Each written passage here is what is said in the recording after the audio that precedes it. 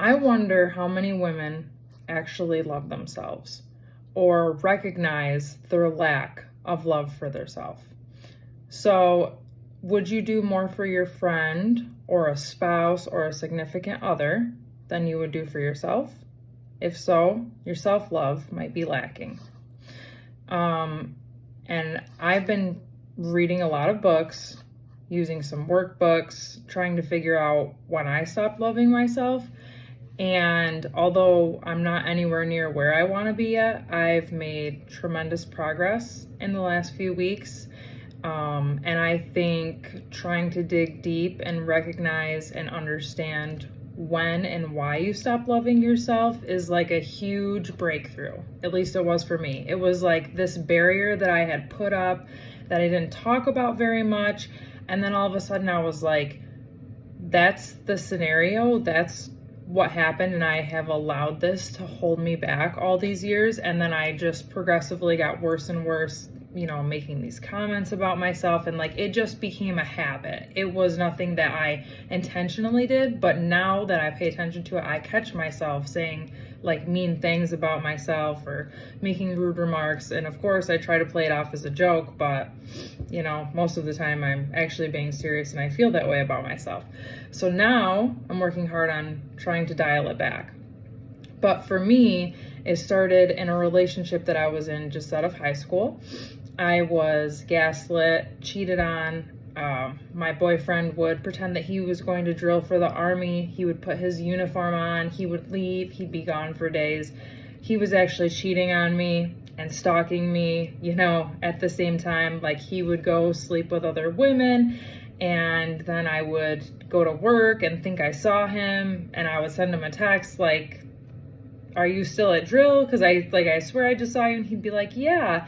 And then come to find out, no, he would be stalking me and then sleeping with other women. In between those times, he would leave notes on my car and tell me that those notes were from somebody else. But I was like, this is clearly your handwriting. And he was like, no, I was at drill. Like that wasn't me. And of course, it took me, almost a year to figure all of these things out. And there was so much that happened in the meantime. But finding out I was cheated on like a couple months in and staying with him, that didn't do, any favors for my mental health or the way that I felt about myself. He would like dress me like, this is the outfit you should wear for the day.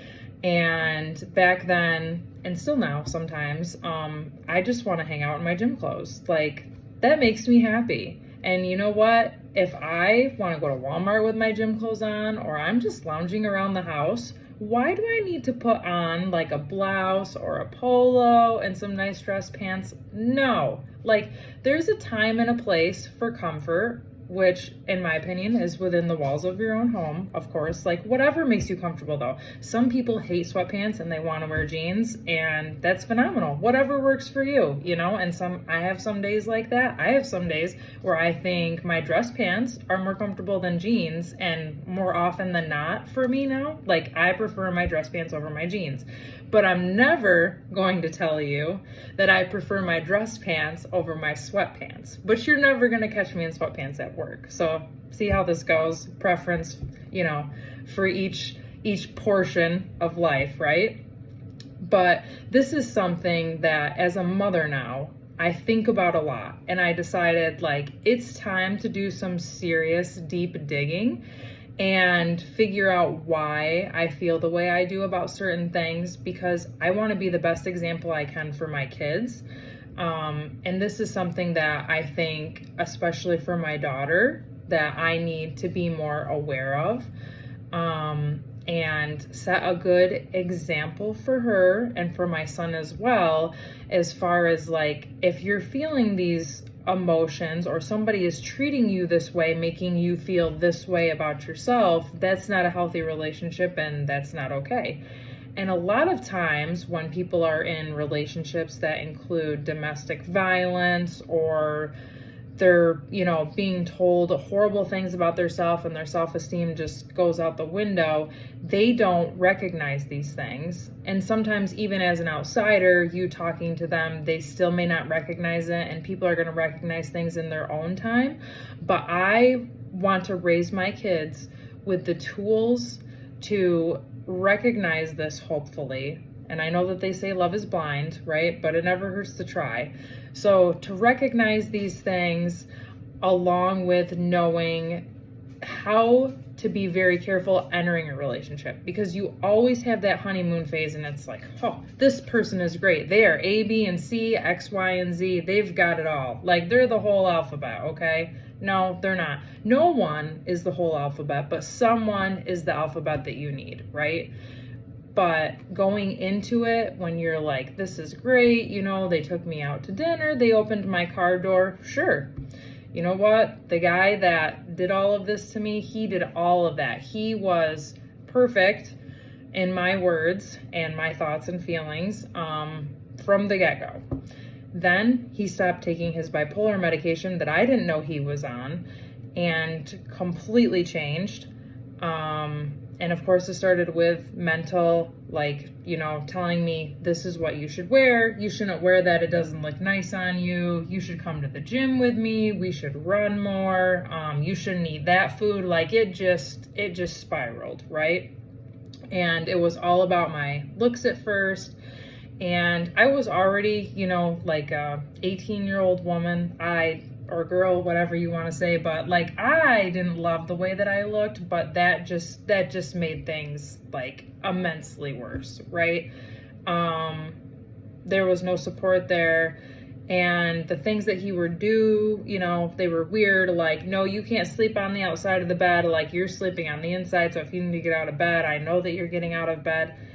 All of these things to me that never registered. And now I've been reading all of these books and really thinking back and paying attention, and everything makes so much more sense now.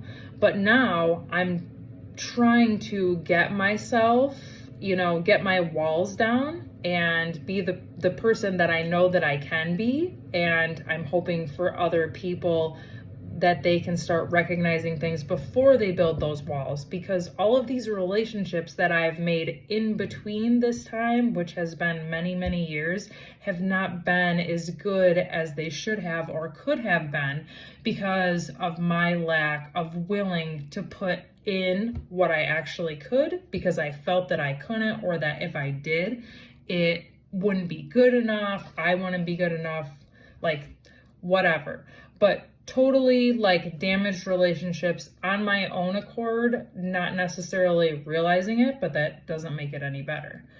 So my point of this is that I hope that this helps somebody, and I hope if you're feeling this way in a relationship, or you see somebody feeling this way in a relationship, that you realize all the years and potentially detrimental losses that it could cause them, because some people, when they go through things like this, completely go off the rails. And I changed as a person, but I think things could have been a lot worse than the way that they ended up for me.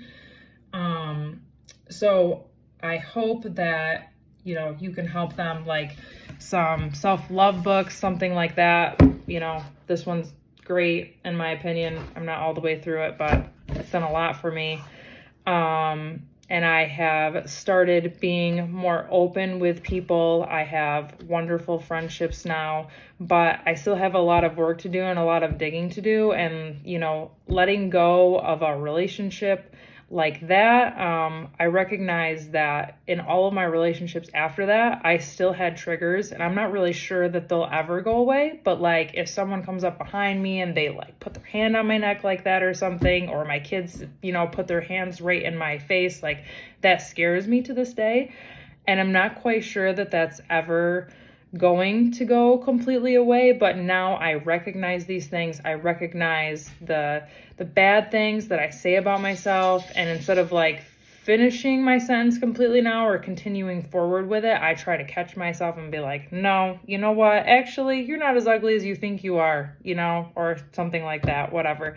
But it's okay to love yourself, and actually very important. So that workbook has a lot of good things in it. Like, it's not just like pick 5 things you don't like about yourself and then, tell me why you don't like those. And then you can read 3 pages and figure out why you should love yourself. No, it makes you think really deeply, and it makes you think about why and when you started feeling the way that you feel about yourself.